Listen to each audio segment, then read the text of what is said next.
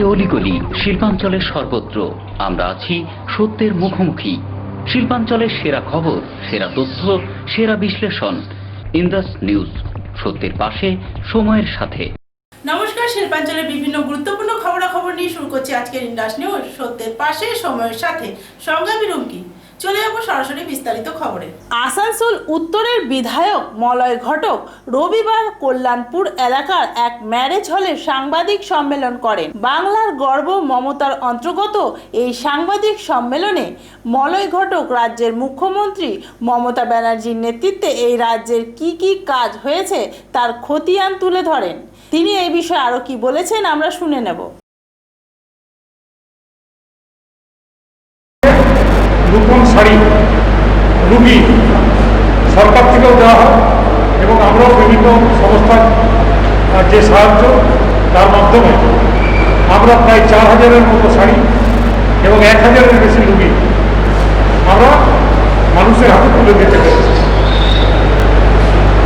এছাড়াও যদি পরিসংখ্যানগুলো দেখেন তাহলে দেখবেন যে জনসংখ্যার ভিত্তিতে 10 লক্ষ পিছু যে পজিটিভ কেস, তাতে আমাদের দেশের গড় হচ্ছে 159.67, যেখানে আমাদের রাজ্যে মাত্র 70.49। দিল্লি, গুজরাট, মধ্যপ্রদেশ, তামিলনাড়ু, রাজস্থান, তেলেঙ্গানা, পাঞ্জাব, মহারাষ্ট্রের মতো রাজ্যগুলো আমাদের থেকে খারাপ অবস্থায় আছে।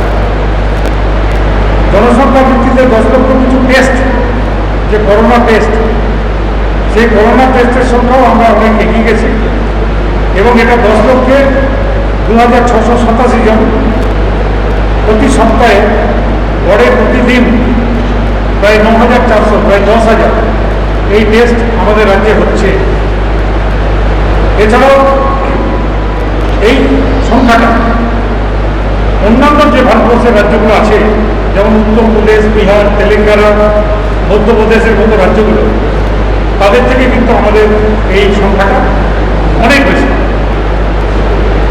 একটা জিনিস আজকে না বললেই নয়, বিভিন্ন দল বিভিন্ন রকম আওয়াজ তুলছে, বিশেষ করে বিজেপি নানা রকম সমালোচনা করছেন।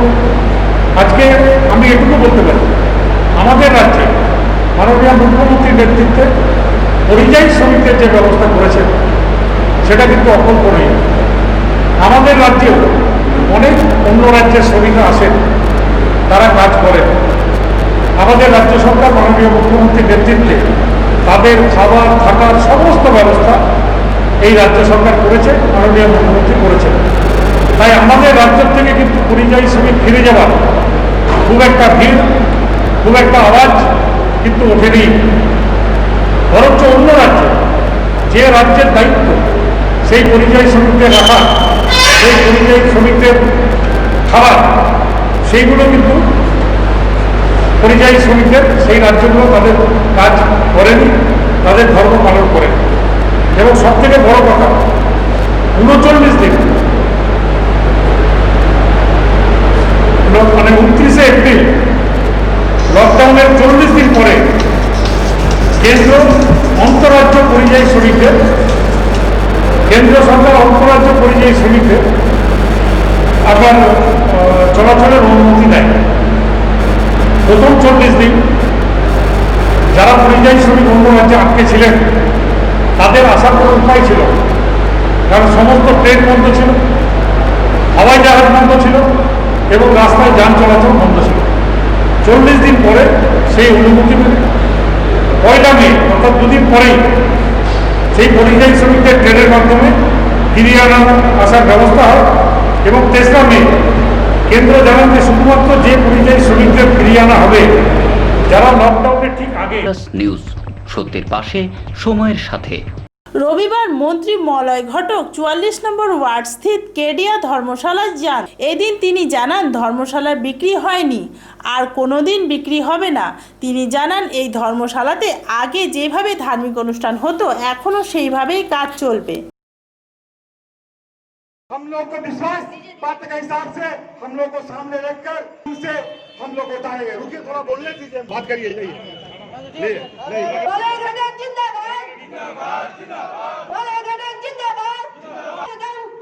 और एक तो बात बता रहे हम, ये धर्मशाला में धर्मशाला किया करता था। इनका नाम से है, ये 5 जुड़ा हुआ है।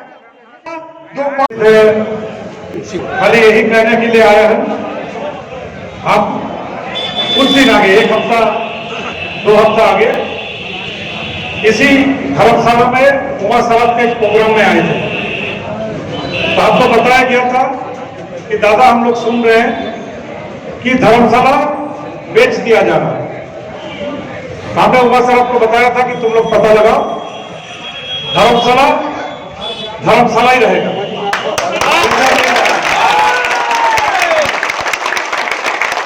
धर्मशाला हम लोग बेचने नहीं देंगे। मौलाना जिंदाबाद, जिंदाबाद, जिंदाबाद। कोई भी धर्मशाला जो बनाया जाता है वो समाज का काम के लिए बनाया जाता है।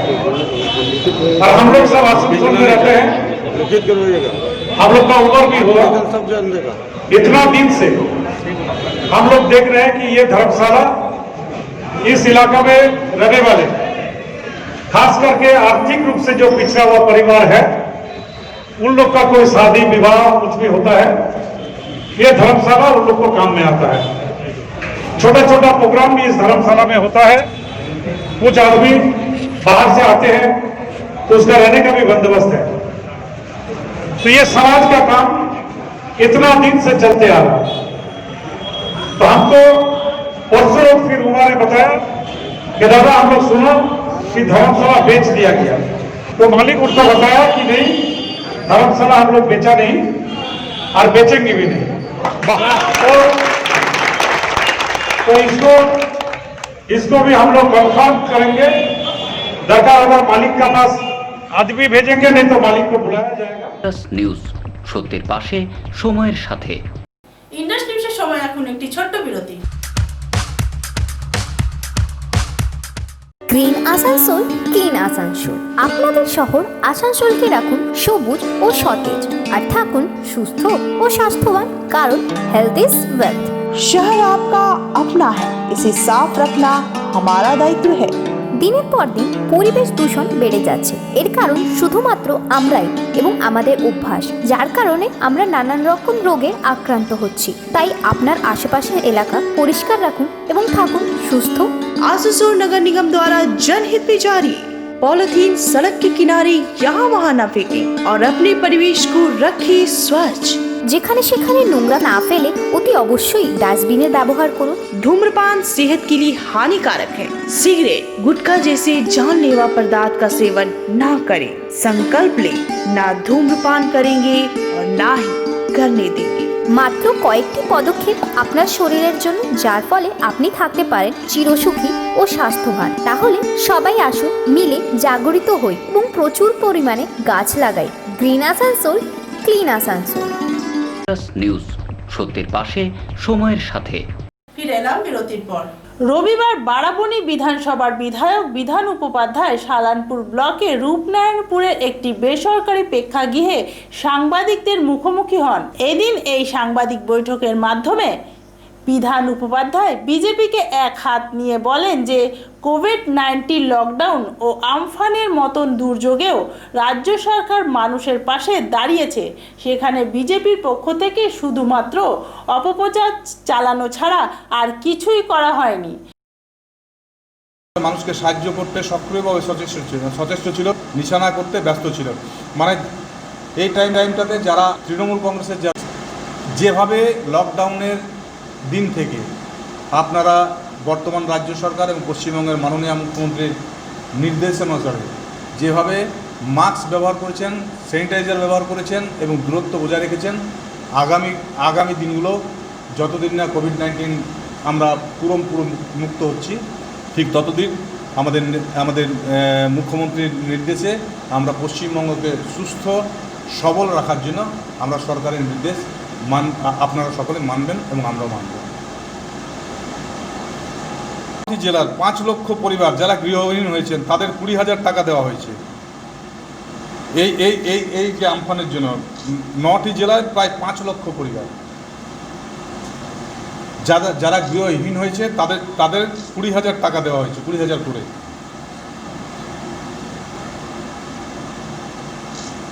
তারা 28,000 টাকা, মানে ওই প্রকল্পতে 28,000 টাকা দেওয়া হবে। এই প্রকল্পের সুবিধা 10 লক্ষ মানুষ পাবেন, মানে যেটা মুখ্যমন্ত্রী ঘোষণা করেছেন। ক্ষতিপূরণ হিসাবে 23.3 লক্ষ কৃষককে অর্থ প্রদান করেছে পশ্চিমবঙ্গ সরকার। 23.3 লক্ষ কৃষককে অর্থ সাহায্য, মানে যে কৃষকদের যেটা ক্ষতি হয়েছে সেটা সাহায্য করেছেন পশ্চিমবঙ্গ সরকার। বাংলা এই মুহূর্তে এক অদৃশ্য শতরু ও প্রাকৃতিক বিপর্যয়ের সাথে মোকাবিলা করার দরুন পাল্টা জবাব দিচ্ছে না। রাজ্য এই মুহূর্তে খাদ্য, বাসস্থান, পরিকাঠামোকে স্বাভাবিক করার প্রতি নিবেদিত। এই সময়কালে বিজেপি যথাসম্ভব সকল প্রকার প্রচেষ্টা করছে বাংলার মানুষকে বদনাম করার এবং অপদস্থ করার। পশ্চিমবঙ্গের মানুষকে, সমস্ত মানুষকে অপদস্থ করার চেষ্টা। নিউজ, সত্যের পাশে, সময়ের সাথে। আসানসোলের রেলপার অঞ্চলে অবাধে ড্রাগের কারবার চলছে। পরিস্থিতি এতটাই খারাপ যে এলাকার মানুষেরা জানলা খুললে ড্রাগসের গন্ধে তাদের টাকা দায় হয়ে যায়। স্থানীয় যুবকেরা যত্রতত্র জটলা বেঁধে ড্রাগসের নেশা করে। এর ফলে শিশুদের লেখাপড়ার ওপরেও বিদ্রূপ প্রভাব পড়েছে। এই বিষয়ে এলাকাবাসীরা পুলিশকে জানালে পুলিশের পক্ষ থেকে এলাকা পরিদর্শন করা হয়। এবার দেখার যে পুলিশের এই পরিদর্শনে কতটা প্রভাব পড়ে এই ড্রাগের কারবারিদের ওপর।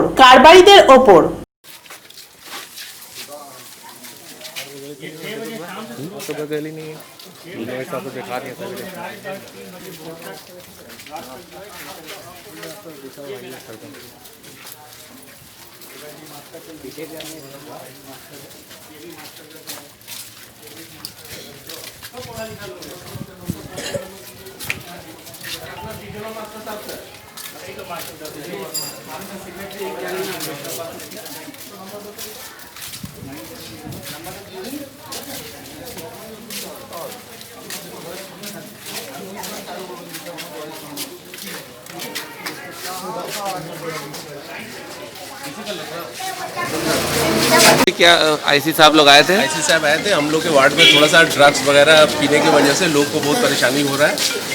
उन्होंने रात 2 बजे रात तक शरीफ आदमी के घर के जंगला खोलना, बच्चों को पढ़ना मुश्किल हो गया था। इसलिए आईसी साहब को हम लोग कंप्लेन किए तो वो आए हैं, विजिट किए।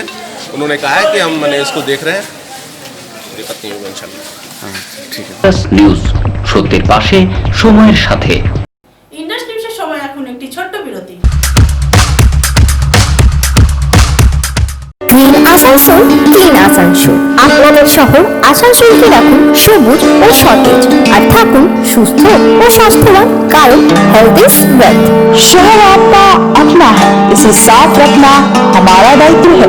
দিনের পর দিন পরিবেশ দূষণ বেড়ে যাচ্ছে। এর কারণ শুধুমাত্র আমরাই এবং আমাদের অভ্যাস, যার কারণে আমরা নানান রকম রোগে আক্রান্ত হচ্ছি। তাই আপনার আশেপাশের এলাকা পরিষ্কার রাখুন এবং থাকুন সুস্থ। आसुसोल नगर निगम द्वारा जनहित में जारी। पॉलीथीन सड़क के किनारे यहाँ वहाँ न फेंके और अपने परिवेश को रखिए स्वच्छ। যেখানে সেখানে নোংরা না ফেলে অতি অবশ্যই ডাস্টবিনের ব্যবহার করুন। धूम्रपान सेहत के लिए हानिकारक है। सिगरेट, गुटखा जैसे जानलेवा पदार्थ का सेवन न करें। संकल्प ले, ना धूम्रपान करेंगे और ना ही करने देंगे। মাত্র কয়েকটি পদক্ষেপ আপনার শরীরের জন্য, যার ফলে আপনি থাকতে পারেন চিরসুখী ও স্বাস্থ্যবান। তাহলে সবাই আসুন, মিলে জাগরিত হই এবং প্রচুর পরিমাণে গাছ লাগাই। Green Asansol, clean Asansol. News, সত্যের পাশে, সময়ের সাথে। ফিরে এলাম বিরতির পর। রবিবার সর্দার হারপাল সিং জহল একটি সাংবাদিক বৈঠক করেন। এই দিন এই সাংবাদিক বৈঠকের মাধ্যমে তিনি জানান, পাটনা সাহেবের পক্ষ থেকে যে অভিযোগ তাকে দেওয়া হয়েছে সেটি তিনি স্বীকার করেছেন। এই বিষয়ে তিনি আরও কি বলেছেন আমরা শুনে নেব।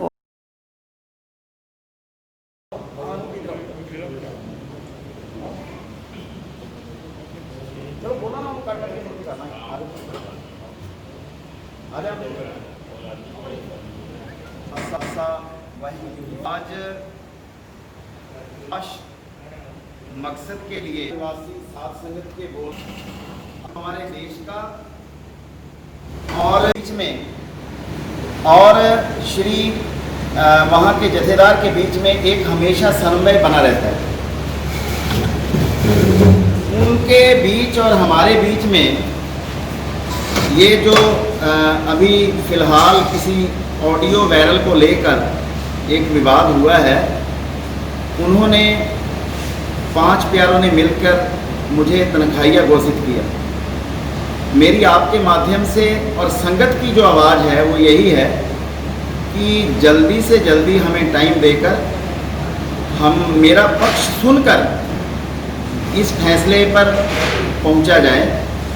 और ये एक बहुत बड़ा हम लोगों के अंदर, आप समझिए सिख कौम के, सिख पंथ के अंदर ये 5 तख्त बहुत बड़ी एक सेवा है, बहुत बड़ी कौम की सेवा है, बहुत बड़े कौम के सुप्रीम बॉडी हैं जो जिनका मेन मकसद है सिख कौम की एकता को बना के रखना। तो हम लोग इलाका निवासी संगत, अब ये मेरा चीज़ पेश नहीं करिएगा, जो लोग बोलेंगे, मैं अपनी तरफ से जो तनख्वाहियाँ होने के बाद में मैं ये आपके सम्मुख बोलना चाहता हूँ कि हमारे बीच में और जथेदार साहब के बीच में जो लॉकडाउन का समय आया, उस वजह से हम लोग अपनी बात रखने के लिए वहाँ टाइमली नहीं पहुँच सके। इस वजह से, ये देरी की वजह से सभी बातें अलग अलग ढंग से हो गई। और इसमें जो भी बात होगा, मैं ये 3 तारीख को होके आया हूँ, मैं तक पटना साहब पेश हुआ और हमने टाइम लेने के लिए अर्जी डाल के आए। टाइम बहुत जल्दी मिल जाएगा। और ये जो परंपरा है, एक महान परंपरा है तख्तों की, उनकी शान को कभी हम लोग कम नहीं होने देंगे। ये हमारी तरफ से तो कभी भी नहीं होगा। जो मेरे साथ में लोग हैं, जो हमारे हम क्या लोग हैं, वो हमेशा ही इस काम के लिए जूझते रहते हैं। इसके पहले भी ऐसी ताकतें जिन्होंने श्री अकाल तख्त साहब और तख्तों के साथ में बहुत बार माथा लगाने की कोशिश की, हम लोगों ने उनका डट के विरोध किया। आज भी हम उसी बात पर कायम हैं कि ये जो एक महान परंपरा है, इस चीज़ को सिख कौम की को बहुत सी ताकतें कमज़ोर करना चाहती हैं, लेकिन हम लोगों की तरफ से हमेशा इसके समर्पित हैं। हम लोगों के अंदर 2 फाड़ की नीति हो जाए। हम लोगों का मकसद है कि हम लोग अपने अहंकार को दूर करके कौम की एकता के लिए काम करना है। और मेरी जो भी जिम्मेवारी आज तक लगी है, मैंने तनदेही से निभाई है। और आने वाले समय में भी आखिरी दम तक हम लोग कौम के लिए और मर्यादा के लिए अपना आखिरी दम तक ये काम हम लोग करते रहेंगे। और आप सभी का हम अपनी तरफ से और गुरुद्वारा प्रबंधक कमेटी की तरफ से बहुत ही आभार व्यक्त करते हैं। और जितने भी दूर से चल के पानागढ़ से लेके मिर्सा तक के लोग यहाँ पहुँचे हैं, सबका हम तहे दिल से शुक्रिया करते हैं। और ये हम प्रण करते हैं कि हम लोग सब मिलके एक दूसरे का साथ देते हैं। सर, आपके प्रति एक आरोप आया है कि आपसे जो भी कोई बात करते हैं उनके साथ आप बदसलूकी के तरीक़ा से पेश आते हैं। देखिए, झूठ बात है, ऐसी बात ही नहीं है। हम कभी किसी के साथ इस तरह पेश नहीं आते हैं। और ये आपको बताते हैं, ये सितंबर महीना में गुरु नानक देव जी का 550 साल जो जयंती मनाने जा रहे थे, उसमें सबसे ज़्यादा लंबा प्रोग्राम SGPC की तरफ से हमें दिया गया था।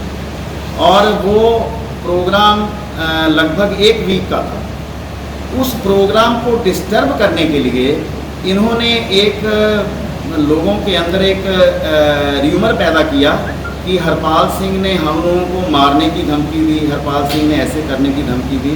मेरा मिशन ही नहीं है। हम ऐसा ना उनको कभी बोले हैं और ना कभी बोलेंगे। हाँ, अगर कोई गलत करेगा उसका विरोध करेंगे। নিউজ, সত্যের পাশে, সময়ের সাথে। রবিবার কংগ্রেসের পক্ষ থেকে রাহালেন্ড পার্টি কার্যালয়ে একটি সাংবাদিক বৈঠক করা হয়। এদিন এই সাংবাদিক বৈঠকে মুখ্য রূপে উপস্থিত ছিলেন জিতু সিং, শাহিদ পারভেজ, উইলসন ওয়েলার সহ অন্যান্যরা।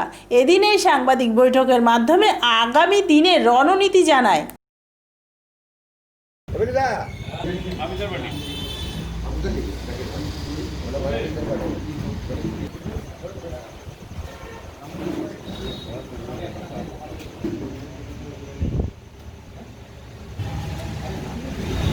कॉन्फ्रेंस बुलाने का असल मकसद ये है कि आसनसोल ब्लॉक कांग्रेस कमेटी का घोषणा किया जाए। जो हमारे विंसन विलेज जो आसनसोल ब्लॉक कांग्रेस कमेटी के प्रेसिडेंट हैं, आज हम लोग जिला कमेटी और माननीय सेल के चेयरमैन जाकिर भाई अभी आज माइनॉरिटी सेल का मैंने 3 ब्लॉक का आज चार ब्लॉक का नाम पर डिक्लेयर करेंगे। स्टेट सेक्रेटरी और साथ साथ इनके जो हमारे सीनियर लोग तमाम मतलब है, उनके मौजूदगी में हम लोग प्रेस कॉन्फ्रेंस करके दूसरा बात यह है कि हमारा RMTC का जो मतलब युवा RMTC का प्रेसिडेंट बनाया गया है राजीव सिन्हा को, उनको हम लोग संबोधित करेंगे। और बाकी प्रेस के सामने में उनसे मिला रहे हैं, हम लोग पसंद है जो बोला रहेगा प्रेस क्लिप कर देंगे। तो पहले हम चाहते हैं कि राजीव सिन्हा को बुला के कम से कम उनको स्वागत। আমরা এখানে একত্রিত হতে পারিনি, যদিও আমরা এখানে সীমিত কয়েকজনকে ডেকেছি, সবাইকে ডাকিনি, যেহেতু সোশ্যাল ডিস্টেন্সের মেনটেনের একটা ব্যাপার আছে। আমরা মাইনরিটি সেলের পক্ষ থেকে আমাদের মাইনরিটি ডিপার্টমেন্টের চেয়ারম্যান আছেন, আমাদের এক্স চেয়ারম্যান মুমতাজ হাসান সাহেব আছেন এবং প্রদেশ মাইনরিটি সেলের সেক্রেটারি রণবীর সিং জিতুজিও আছেন। তো আমাদের আসানসোল উত্তর, আসানসোল দক্ষিণ এবং জামুরিয়া এবং হীরাপুর এই 4টি ব্লকের মাইনরিটি ডিপার্টমেন্টের ব্লকের চেয়ারম্যান আমরা মনোনীত করেছেন আমাদের জাকির হোসেন সাহেব। আমাদের পশ্চিম বর্ধমান জেলা মাইনরিটি সেলের উনি চেয়ারম্যান। তো জাকির হোসেন সাহেবকে তার নিজের কমিটি উনি বলেছিলেন যে আমি আমার কমিটি বিস্তার করে, লকডাউনের জন্য আটকে ছিল, কমিটি বিস্তার করে এখন আগামী দিনে আসানসোলের বুকে জাতীয় কংগ্রেস লকডাউনের পিরিয়ডে সীমিত ক্ষমতায়, আমাদের ক্ষমতা খুবই সীমিত, আমাদের এখানে নিউজ সত্যের পাশে সময়ের সাথে। ইন্ডাস নিউজের সময় এখন একটি ছোট্ট বিরতি। Green Asansol, clean Asansol. আপনাদের শহর আসানসোলকে রাখুন সবুজ ও সতেজ, আর থাকুন সুস্থ ও স্বাস্থ্যবান, কারণ হেলথ ইজ ওয়েলথ। शहर आपका अपना है, इसे साफ रखना हमारा दायित्व है। দিনের পর দিন পরিবেশ দূষণ বেড়ে যাচ্ছে, এর কারণ শুধুমাত্র আমরাই এবং আমাদের অভ্যাস, যার কারণে আমরা নানান রকম রোগে আক্রান্ত হচ্ছি। তাই আপনার আশেপাশের এলাকা পরিষ্কার রাখুন এবং থাকুন সুস্থ। आसुसोल नगर निगम द्वारा जनहित में जारी। पॉलिथीन सड़क के किनारे यहाँ वहाँ न फेंकें और अपने परिवेश को रखें स्वच्छ। যেখানে সেখানে নোংরা না ফেলে অতি অবশ্যই ডাস্টবিনের ব্যবহার করুন। धूम्रपान सेहत के लिए हानिकारक है। सिगरेट, गुटखा जैसे जानलेवा पदार्थ का सेवन ना करें। संकल्प लें, ना धूम्रपान करेंगे और ना ही करने देंगे। মাত্র কয়েকটি পদক্ষেপ আপনার শরীরের জন্য, যার ফলে আপনি থাকতে পারেন চিরসুখী ও স্বাস্থ্যবান। তাহলে সবাই আসুন, মিলে জাগরিত হই এবং প্রচুর পরিমাণে গাছ লাগাই। Green Asansol, clean Asansol. News সত্যের পাশে সময়ের সাথে। ফিরে এলাম বিরতির পর। রবিবার আসানসোল জেলা হাসপাতালে শিশুর মৃত্যুকে কেন্দ্র করে বিক্ষোভ অভিভাবকদের। তথ্যসূত্রে জানা যায় প্রসবের জন্য ভর্তি হয় এক গর্ভবতী মহিলা। শিশুকন্যা জন্মানোর পর মারা যায় একদিনের পরেই ওই শিশুকন্যা। পরিবারের লোকেদের অভিযোগ, ডক্টরের গাফিলতির জন্য শিশুটির মৃত্যু হয়েছে।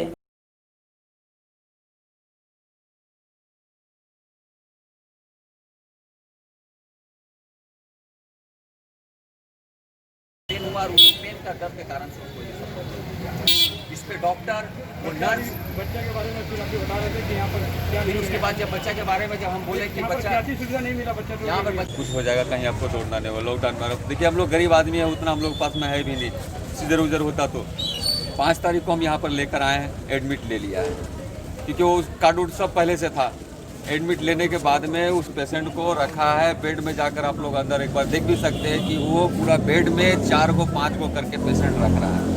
डिलीवरी पेशेंट को 4 को 5 को, बच्चा होने के बाद में उसको 2 को 3 को 2 को करके रख रहा है उधर में, और बाकी जितना पेन वो वाला को 4 को 5 को। और उस पर इतना लापरवाही, पेन हो रहा, जितना लेडीज़ लोग वहाँ पर ज़्यादा तड़प रही है, लेकिन वहाँ पर नर्स लोग थोड़ा भी रिस्पॉन्स नहीं। उसके पास में जब भी कोई कंप्लेन करने के लिए जाता है तो नर्स बोलती है कि डॉक्टर आएगा तब बताएगा। यानी नर्स कुछ भी कोई सजेशन नहीं, ना छूछा ना देखभाल। उसके बाद एक चीज़ बताते हैं जो अंदरूनी चीज़ है, वहाँ पर जिसका पेशेंट का आदमी नहीं है उसको नर्स लोग सजेशन देती है कि आप आया रख लो। आया रखें हम 100 रुपया दिन का लेती थी, ठीक है चलो वो खट्टी है उसको हम देंगे। 100 रुपया लेने के बाद भी वो कुछ नहीं दे, झाका झाकी कुछ नहीं की। मेरी वाइफ आई बोले तो कुछ नहीं की। 3 दिन से पानी उस दिन उसको हुआ, पानी बॉडी से एक तरह समझिए उसका निकल चुका था। फिर भी वो लोग उसका ऊपर किसी तरह का कोई एक्शन नहीं लिया। जब भी मेरी वाइफ जा रही है बोलने के लिए, तो ठीक है डॉक्टर आएगा तो देखेगा, डॉक्टर समझेगा ना, डॉक्टर जानता है ना, तुम क्या जानेगा। मेरी वाइफ बोल रही है कि आप सलाइन चढ़ा दीजिए या फिर कोई इंजेक्शन दीजिए पेन का, बोला वो तो डॉक्टर जानेगा कि तुम डॉक्टर हो गया है। उसको झाड़ झुड़ के फिर उसको घुमा दे रही है। परसों का दिन में जब वो बोलने गई है तो कितना खराब वो डॉक्टर बोला है, बोलता है कि बच्चा पैदा क्या करता लॉकडाउन में। तो मैंने उल्टा पुल्टा पूरा डॉक्टर सब पका है। किसी को वहाँ कुत्ता बिल्ली का जैसा सबको ट्रीटमेंट कर रहा, कोई देखभाल नहीं। वहाँ का बोलिए डॉक्टर बोलिए या नर्स बोलिए, उस सबको ने आया सबको करती है, उठा कर ले जाना, सब कुछ ले आना। आज का देखिए घटना क्या हुआ है। कल रात में डॉक्टर आया है, साढ़े 10 बजे का लगभग में डॉक्टर उसको चेक किया है। चेक करने के बाद में उसको पेन नहीं हो रहा था, लेकिन पानी निकल चुका था। डॉक्टर बोला अभी बच्चादानी का मुंह नहीं खुला है, थोड़ा टाइम लगेगा उसमें, उतना हड़बड़ाने की ज़रूरत नहीं है, पेन होगा सुबह तक। उसको रात में 2 गोली दिया है, देने के बाद में सुबह 3 बजे जब उससे हम कॉन्टेक्ट कर रहे ही रहते, बाहर में थे, तो वो बोली कि नहीं पेन स्टार्ट हुआ है, हल्का हल्का पेन स्टार्ट हुआ है, लगभग 3-4 घंटा इसे लगेगा। उसके बाद उसके हम 7-8 यानी 9 बजे तक उसको हम कांटेक्ट करते रहे हैं हमेशा। बोली कि लगभग 60-70% हमको पेन हो रहा है, अब नॉर्मल लगभग हो जाएगा। उसके बाद में मेरा कोई घर का फैमिली का नहीं था अंदर में, हम वो आया कर दिए थे। 11 बजे जेंट्स को घुसने देता, जब हम 11 बजे घुस रहे अंदर में तो हम देखे वहाँ बेड में मेरी वहाँ वाइफ नहीं थी। तो पूछे बगल वाले से, तो वो बोला कि डॉक्टर पास में चेकअप कराने गई है। जब हम डॉक्टर का रूम तरफ में गए तो देखिए मेरी वाइफ निकल रही थी, चेकअप करा के निकल रही थी, कार्ड लिए हुए। उससे पूछे क्या बोला डॉक्टर बोला कि सीजर होगा। समझिए कि वो डॉक्टर बोला सीजर होगा। हम बोले ठीक है सीजर होगा, अब जो होगा तो हम डॉक्टर भाई है, जो करेगा वही करेगा। तो सीजर के लिए हम फिर उसको फिर वाइफ को लेकर आकर उसको बेड में लेटाए हैं। उसके बाद जैसे उसको मैंने वहाँ से आई और उसको वहीं से वो बोल रहे हैं इनको पेन ज़्यादा हो रहा है, क्योंकि वो हाथ लगाया था, किस तरह हाथ लगाया है, उसके बाद से हमको पेन ज़्यादा होने लगा। दर्द फिर वो बर्दाश्त नहीं कर पा रही, इतना उसको पेन हो रहा था, इतना पेन हो रहा था, पूरा तड़प रही थी, कांप रही थी, पूरा छटपटा रही थी। फिर भी हम सोचे कि चलो डिलीवरी का है। নিউজ সত্যের পাশে সময়ের সাথে। আজকের ইন্ডাস নিউজ এই পর্যন্তই, আবার দেখা হবে ঠিক একই সময়ে একই চ্যানেলে। নমস্কার।